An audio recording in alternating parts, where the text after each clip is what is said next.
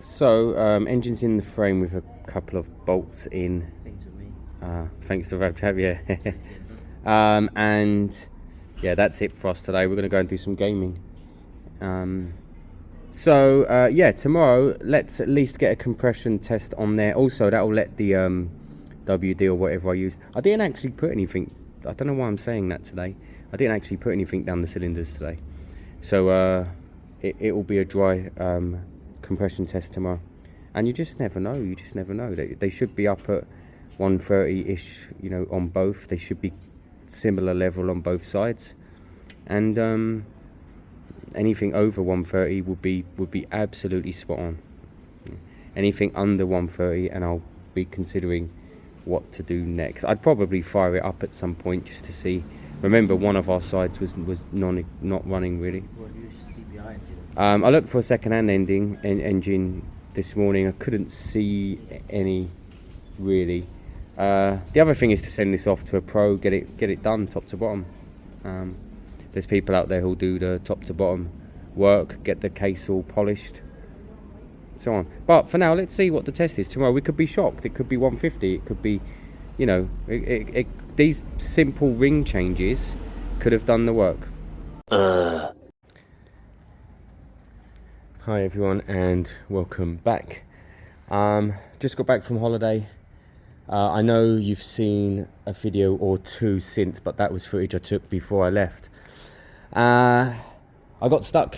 I was due back on Monday, which was the bank holiday, and that air traffic control thing hit me.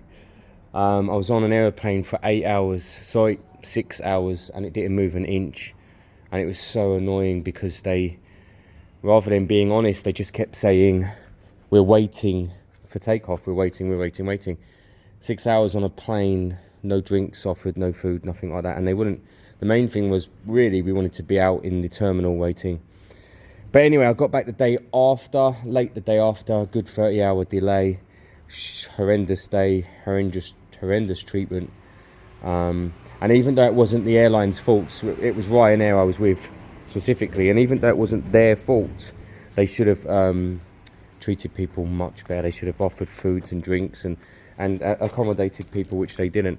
But not only did they not accommodate us, including children, they said the airport closes at 11 p.m. So they was trying to scare us into leaving anyway, because we would have been out on the street. Long day, long story.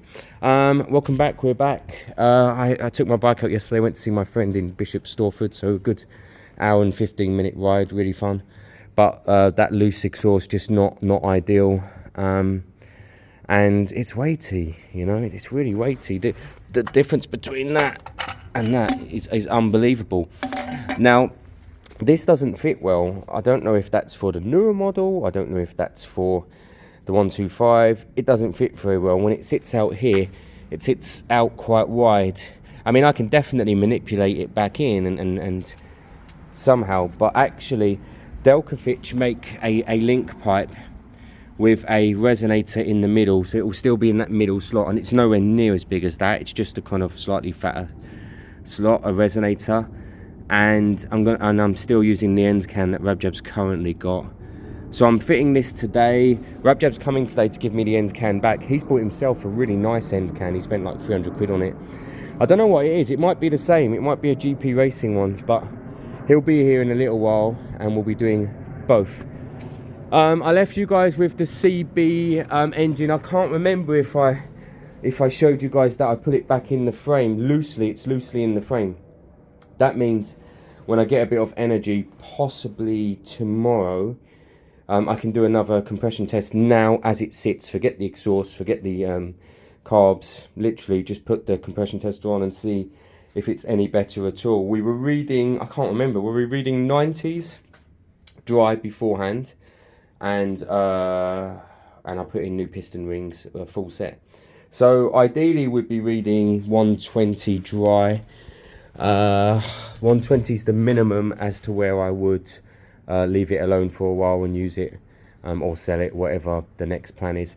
John's bike here, I've been speaking to John. I think he's decided to sell it. Now, for me, this is a runner. I might pull this out in a minute anyway. One of the watches is coming, Daniel. huge supporter of the channel, absolutely amazing guy. So maybe when he's here, he knows way more about bikes than I do. I'll pull it out, I'll get it idling, I'll get it warm. Maybe we'll take it for a quick spin, even just to show him that it is running at you know, as it should be. But yeah, John's decided to sell it. It's I don't know. It's a normal Bonneville. It's a 73. I don't know if the numbers have changed now that we've changed the top end, but we have the original down there that will go with the bike. We have all the original parts. We have everything else, including another set of Amal carbs, and they'll all go with the bike. We paid $4.5 for it, or 4,250 2 years ago. We've probably put 600 into it overall. Ideally we'd get 5k for it. Prices have gone up anyway, and it's honestly it's a kicker, runner, rider, drive it away, enjoy it anyway bike, apart from your normal maintenance. It doesn't need MOTs, and it doesn't need taxes, and it doesn't, you know, it's ULEZ free. But for me, it's just not everydayable for me. I mean, this thing has electric start, and that saves so many issues, and it's a smaller compression engine. That thing, I've never really, I love looking at it. I've never really enjoyed having it as a bike, and harsh but true. I do prefer this little thing here. So busy day. I wasn't planning on doing much, but definitely want to say hello to Daniel. Definitely going to put on the link pipe here, which is more of a pain than you'd think. You have to undo the top, the header. New spark plugs for the car. Finally, I haven't put spark plugs in. I think I've had it 3 or 4 years now. 3.5 years. I haven't put new spark plugs in. They might even be originals. I popped them out and cleaned them a while back, but I didn't want to spend 80 quid. They've got so expensive, spark plugs. But yep, got them, and I'm gonna chuck them in. I'm just waiting for it to cool down. So lots to do. So from a fitment point of view, it goes in and up like that, and it goes on there. And then it sits a little bit more out than I'd like, but nothing ridiculous. I can definitely bend and tweak enough to make something be okay, you know. So yeah, so that's the plan there. It's really quick and simple, really. To get that big bad boy out, right, loosen everything up, take out all the bolts, take the stand up, and then sit on the bike. And then what happens is that gap becomes a tiny bit bigger between there and there, and it just falls out. So you just kind of pull the stand up, slam the bike, and that falls out onto the floor. I learned that last time. Otherwise, it's shocking. You're kind of really fighting it. I think last time I undid the shock, didn't I? But you don't need to. Just weight the bike, and it will fall out. Cool. I'm considering getting a power commander for this, or similar, a fuel module. And just kind of going a bit more all out on it. And I tell you why, I do love it. I really do love it. It's got the great power. It's got a great amount of power. I love the fact that I'm revving the arse out of it always. I feel like I'm riding on the limit always, and I love that. But the transition between first, third and half is well known on these bikes to be an issue. And basically it runs 2 looped systems within the ECU. That noise. And what we've just done with Rabjabs is we've put in the fuel module to bring the bottom end module, to bring the bottom end fueling up towards the top, and it just smooths and evens it all out.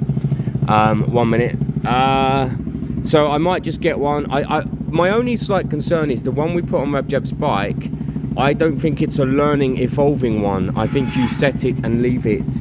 I want a constant evolving, learning one, which this has an original which would do the majority of the work. But if I wanted to put in a high flow filter and take away the rev restriction, because it has a rev restriction, and when you do silly things or simple things like try and pop a wheelie or just pull away really fast, it hits that limiter, and it's bloody annoying because you know it has more in it. So yeah, that's what I'm looking into. You alright, Rajab?